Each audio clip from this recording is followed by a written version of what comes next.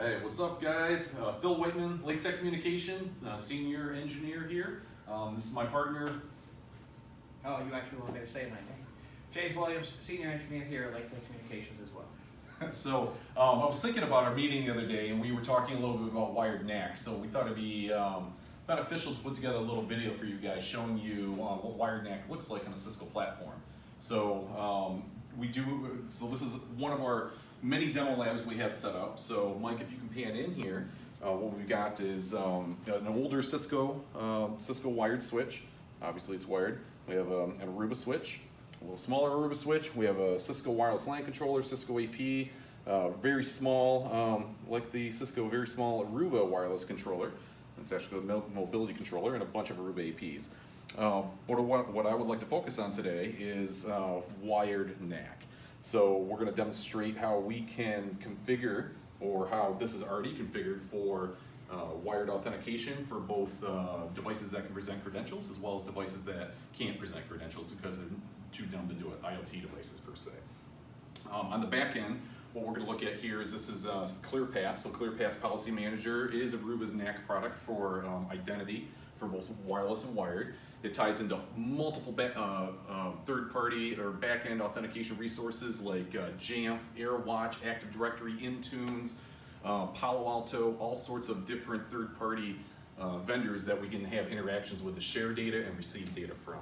So I guess just to start off with, I have my handy-dandy lab cable here, nice and red so we can follow it through. So again, wired switch. It's an older switch, and I like the older switch just because it shows you that the radius protocol has been around for a long time. The tech I'm about to show you is nothing new. So it's very straightforward. We do configurations on Cisco platforms all the time. So we can configure as many of these ports for authentication as we'd like to. I know this one has to be configured for authentication as well as a couple others. So we're going to start with James has his work laptop here. This is a domain joined laptop. And it's been configured to do authentication on the wired adapter. So it's doing 802.1x authentication, just like the wireless adapter can do 802.1x authentication. It's the same configurations. They look identical. We can do ETLS, EPEEP, you name it. So none of these connected. If you want to pan back over here, Mike, to the ClearPath screen, we can see his authentication here. It's our domain name. James Williams has connected via Cisco wired 802.1x. And we have given him what's called enforcement. This is the actions we take based on who he is, where he's coming from, and we'll look at the policy here in a minute of how we came to these determinations. But we just sent a downloadable ACL called LCI Demo IT down to the switch to limit what he can and can't do, and we dynamically put him on VLAN 1041. And at the same time, we also sent a message up to the Palo Alto notifying it of James has whatever IP address he got, as well as the roles he's got. That way you can write some dynamic policy in Palo Alto based on user groups, usernames, etc., instead of layer 3 networks. The second line here is the ClearPath actually sending down the downloadable ACL down to the switch. So let's take a look at the switch and what that looks like. So if you want to go ahead and stay over there on the big screen, Mike, I'm going to go ahead and jump over to the switch. So let's take a look at the authentication sessions on the switch. And as you saw, there's only one thing plugged into it, what we just authenticated, as well as the uplink. So if we take a look at the authentication session specific for interface 1013, we see all the same details. So we can see his IP address, we see his username, we see that he's got a downloadable ACL, he's going to re-authenticate, he's been dynamically placed on VLAN 1041. So just a real quick overview of how we accomplished this on the Cisco switch side. I'll just give you a quick show run. A couple things need to be in place, which would be identifying the authentication servers, so the ClearPath servers or the NAC servers in the back, or NAC or Radius servers in the back end. And then like you have TACACS commands, we also have Radius commands as well, so that we can send authentication, authorization, and accounting up to ClearPath. So for both TACACS and Radius, so TACACS, logging into the switch with my AD credentials, as well as doing those authentications for the switch port like we just did.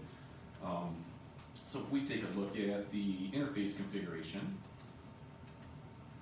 if I can type, I think it was 15, and then maybe it was 13. So 1013. So a few commands to enable that authentication. These are setting timers. These are telling the switch that we not only want to do 802.1x, but we also want to do MAC authentication for the devices that can't present credentials. And some timers on when we're going to time out, retries, authentications, etc. On some newer versions of code on the Cisco switches, this is actually condensed. You can put it in the template and just put a couple lines on the interface here. So it doesn't have to be this many commands. It's template driven in some of the newer versions of code, but it all works just the same. So now that you've seen that, we'll flip back over to ClearPass, and with the same port, so remember our red cable, we're plugged into port 13 here. We're going to take it out of James's laptop, and we're going to plug it into an Apple TV. So here's an Apple TV here. We're going to plug that same cable, same port into the Apple TV. And what's happening now is it's waiting for 802.1x, but we don't have that configured for 802.1x. But while it's waiting for 802.1x, it did a MAC authentication for the Apple TV. So if you pan back up here to ClearPass, we can see the authentication came through, that it did identify it as an Apple TV, and it sent down an ACL to restrict that Apple TV to whatever it should or shouldn't be able to get to. And again, we're going to look at policy here. And actually, we'll take a look at policy right now. And again, it's setting down the ACL as a second line there. So let's take a look at that policy and show how we identified exactly what it is. So if we take a look at the Cisco wired MAC off policy, we see we have a whole bunch of roles here. So how did we identify that Apple TV? The most useful form of identification is a DHCP fingerprint, meaning that when this device connected, ClearPass would allow it on for maybe 30 seconds, give it a role for DHCP, and allow it to actually get an address. So DHCP fingerprints on devices are highly unique. If you do a packet capture on any device, you're going to see that the signature, like DHCP options 55, 60, they have lots of characters in them, and they're very unique to most devices. So we send that DHCP fingerprint up to ClearPass. At the same time, obviously, we're sending to the DHCP server, so we can ingest that data. So it ingests the data, and it's able to parse it out to say that that it is an Apple TV. It's very unique in its capabilities of doing that because of the DHCP fingerprint. Because we know it's an Apple TV, we go ahead and kick it off the network, and next time it comes on, we already know it's an Apple TV, and it's going to meet our policy, which I'm going to show you here. And same thing for all these things. And just know that it's not only DHCP fingerprints we can look at, we can also do Nmap scans, SNMP scans, WMI scans. We can look at traffic flows with a product called CDI, or Cisco Device Insight. There's lots of things that we can do other than DHCP fingerprints, but that's the easiest one to manage and handle. So now if we take a look, you want to keep on the screen there, Mike, at what we do once we identify it. I mean, this is just an identification. And then we decide, once we meet the identification, in this case, it was the Apple TV, so we sent down what you saw earlier, that we sent down a downloadable ACL to the switch, and we also told the Palo Alto that we have an Apple TV on whatever IP address they get. So I'm going to jump back over. I'm going to take a look at the same thing here, just up arrow once. Oops, I'm sorry. I'm going to up arrow to the authentication sessions. And same thing here. We've got an IP address. We've got a downloadable ACL. So that's all good. So back over to ClearPass. Take a look back at Access Tracker. All right, so let's take it one step further. So we're going to unplug, again, same red cable. We're going to unplug out of the Apple TV, same port, port 13 on the switch, and one of these laptops here is not domain joined. It's somebody, a guest that came into our network. Maybe it's a contractor, maybe it's a guest, maybe it's a pen tester, who knows what it is. So as I connect this here, the same thing's happening. The switch is waiting for it to do 802.1x, at the same time, it's also going to do MAC authentication. So because the device wasn't identified as an Apple TV, an HVAC sensor, tow motor, all those things that you saw in the role mapping and enforcement, the last rule is to redirect it to a captive portal, because we don't know what you are, so we have to assume you're a guest connecting to our network. So same thing here, we sent a wired guest redirect down to the client, and you saw the captive portal pop, which is really cool. So I can show you, again, in policy, why it met that condition. So again, this is wired MAC off. It didn't match any of these roles. So the enforcement says that if you're not a phone, a smart pump, a tow motor, a camera, an Apple TV, or you have it previously authenticated on our captive portal, that we're just going to go ahead and redirect you to the guest captive portal. And when they register, in this case, if you want to pan back over the screen, Mike, this is a sponsored registration, meaning that they're going to pick a name. Somebody's going to pick a name out of here on who they want to register them. It's usually who they're here to see. So like in this case, maybe they pick my name out of a list, which this list can be sorted by Active Directory security groups. You can lock it down to static email addresses. You can make them actually type in an email address. You can ask for some or all of this information.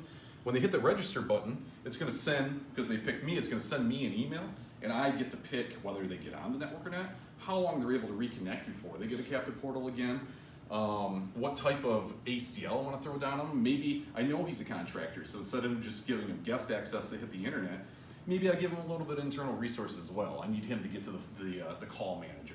So the ACL that I pick when he has requested his account will give him access to that. So very, very cool. So you're using the same port to not only authenticate your production Windows machines, you're using it to authenticate your IoT devices that can't authenticate themselves, and you're using it for guest captive portal redirect. So very cool. And again, all of this runs, obviously just the same on the Aruba platform. We've got some advanced technologies here where we can do some overlay tunneling for clients that connect, send them back to the data center.